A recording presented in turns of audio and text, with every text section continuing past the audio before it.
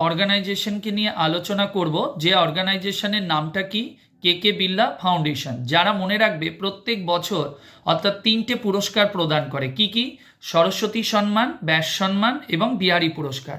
এবং মনে রাখবে এই 3টে পুরস্কারই কবে চালু হয়েছে? 1991। যার মধ্যে 2022 সালে মনে রাখবে ব্যাস সম্মান, সরস্বতী সম্মান প্রদান করা হয়েছে, এছাড়াও বিহারী পুরস্কার।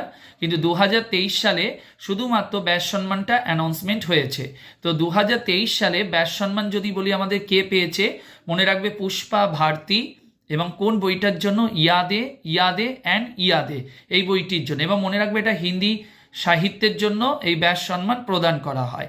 আর সরস্বতী সম্মান এবছর এখনো দেয়া হয়নি, দেয়া হয়েছে লাস্ট 2022। কে পেয়েছে? শিবা শঙ্করী। এবং কোন বইটির জন্য যদি বলা হয়? সূরিয়া বংশম। এবং 2022-এর ব্যাস সম্মান কে পেয়েছে?